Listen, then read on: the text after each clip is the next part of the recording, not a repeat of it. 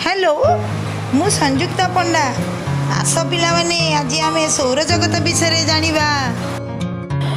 आम परिवार परी सूर्यंकर एक परिवार अच्छी से 8टी ग्रह 3टी वामन ग्रह उपग्रह ग्रहाणुपुंज आ धूमकेतु उल्का को नहीं गोटे परिवार गठन करिसेंती।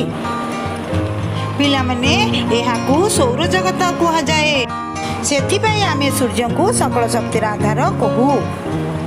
गैसीय पिंड यह सौर जगतर केन्द्र अच्छी उज्जवल जे आमे ताकू खाली आखिरे देखि परिबानी। आम पृथ्वी ठारू सूर्य दूरता प्राय 130 न्यूटन किलोमीटर।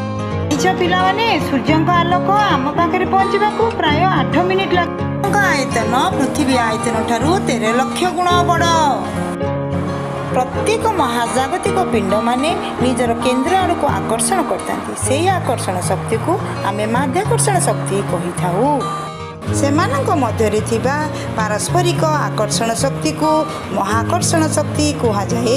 महाकर्षण शक्ति जोगु सौर जगतर समस्त ग्रह सूर्य चारिपाखे घूरुथांती। यही ग्रह गुड़िक हेले बुध शुक्र पृथ्वी मंगल बृहस्पति शनि यूरेनस नेपच्यून। उपवृत्ताकार कक्षपथरे यही ग्रह माने सूर्य चारिपाखरे निजे निजर निर्दिष्ट कक्षपथरे परिक्रमण करती। परिक्रमण समय रे एमाने निज अक्ष चारिपटे घूरुथांती। एहाकू आवर्तन कहा जाए। सौर जगतर 8टी ग्रह मध्यरु सबुठारु बड़ ग्रह बृहस्पति। सबुठारु सान ग्रह बुध। शनिर चारिपटे बलय थिबारु आकु बलय ग्रह कहा जाए। एमाने सूर्यंक निकटरे थिबारु एमानंकु अंतग्रह कहा जाए। सूर्यंक ठारू दूररे थिबारु एमानंकु बहिग्रह कहा जाए। लोककु 2006 रे वामन ग्रह कही बाद दिया जाइछि।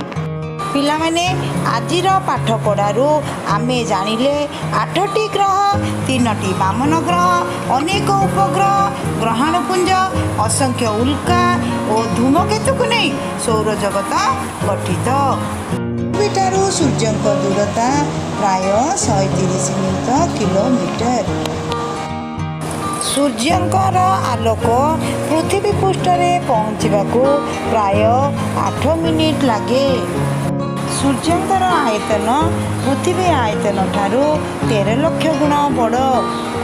सूर्यंकर महाकर्षण शक्ति पृथ्वीर माध्याकर्षण शक्तिर प्राय 37 गुण।